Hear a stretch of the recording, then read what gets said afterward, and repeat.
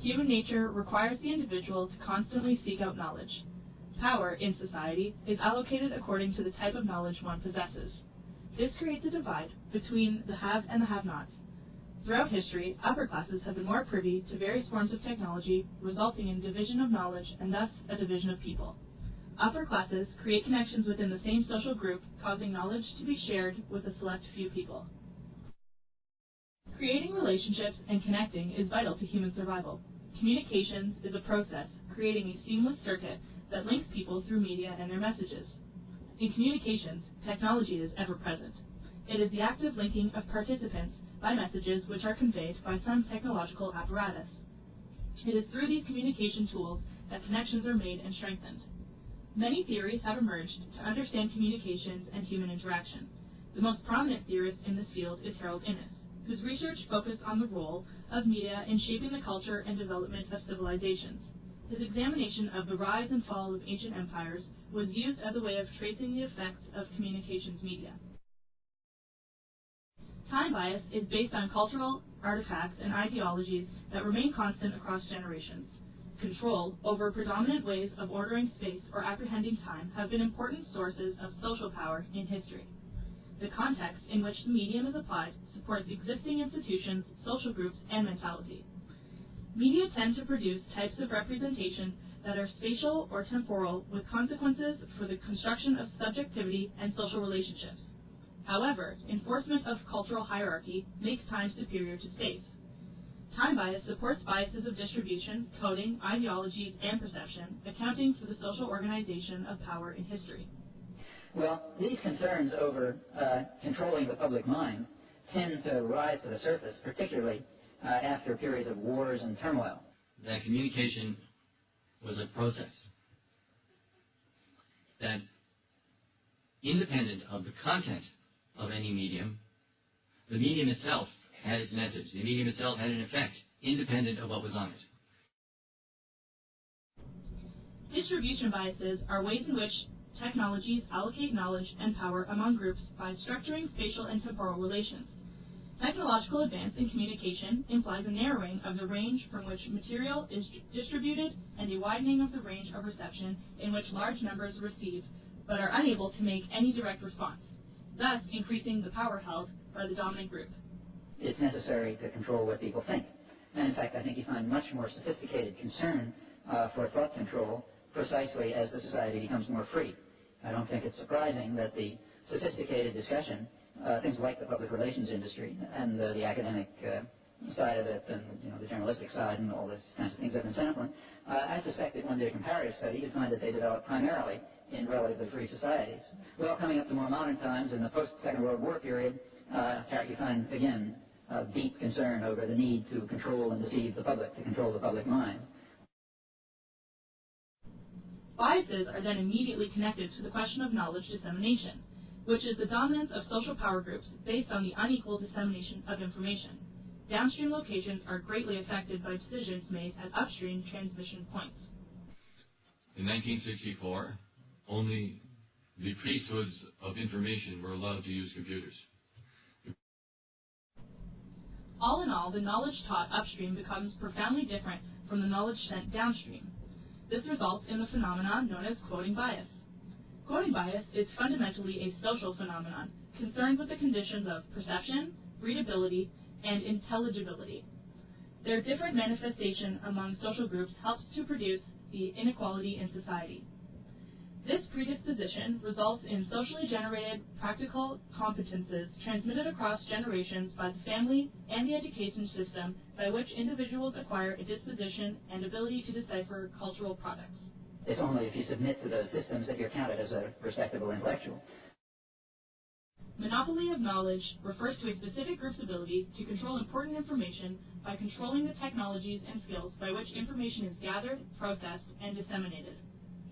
The dominant media of communication of the time powerfully shaped the societies that gave rise to them, leading to imbalances and monopolies of knowledge held by particular groups. Since we're not friends anymore, let me speak frankly. You don't have to learn. You lack focus and discipline. Charm is all well and good, but in the real world, knowledge is power. You would make it past the first round of admission video. Media theory and the dissemination of knowledge and power across time can be described in terms of historicist perspectives, which focuses on the continuing creation of new forms, rationalities, nations, and states, which are subject to change as nature and society evolve. The human need to communicate remains constant over time. However, the medium through which communication is transferred has evolved through history. Thus, the time bias endures through the development of communication tools. For example, in ancient Egypt, pictorial images were originally used to translate a message. Communication tools evolved, and Egyptians started using papyrus, a form of technology the general public could not understand. This further stretched the gap between the elite and the subordinate classes. Under feudalism, the noblemen who owned the land owned the common people, called peasants, who lived on the land. The peasants were at the bottom of the social order. Ultimately, historical logic that links scarcity and complexity to power produces a code that is harder to decipher. Knowledge then becomes more legitimate and desirable. There are 5 concepts that developed, and they were phonetic writing, or the alphabet, codified law, monotheism, abstract science, and deductive logic. The divide between the elite and the subordinate classes is still present in today's society, traces of which can be found in the dominant communication tools of today's society. The technologies for communication used throughout history have helped shape the way in which knowledge is disseminated and power is exerted in modern society. This dominant form of communication has emerged in the form of social networking.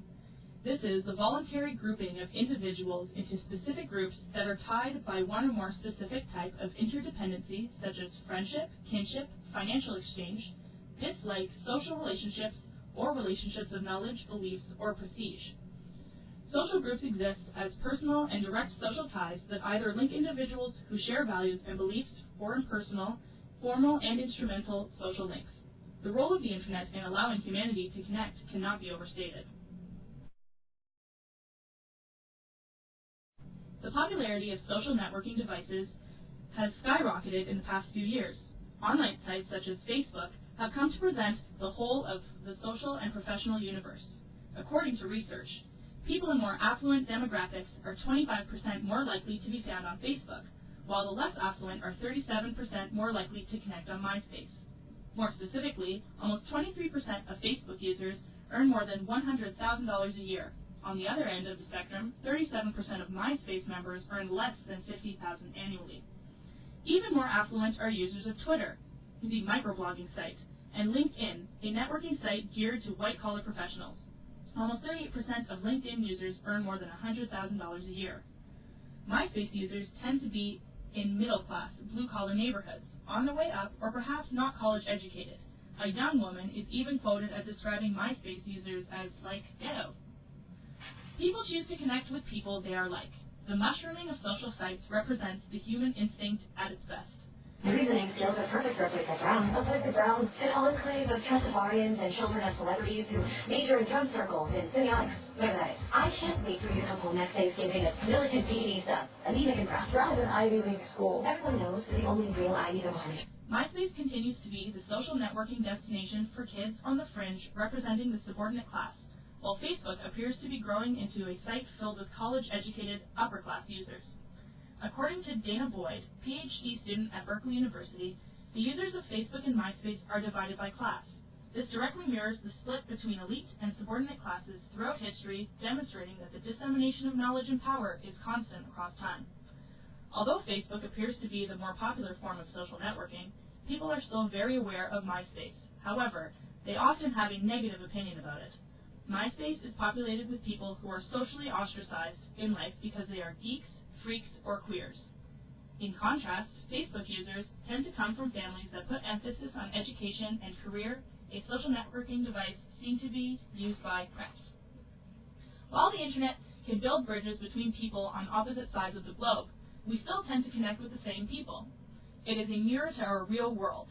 Instead of allowing us to cross the boundaries that exist in our everyday lives, these online class differences threaten to carry those boundaries into the future.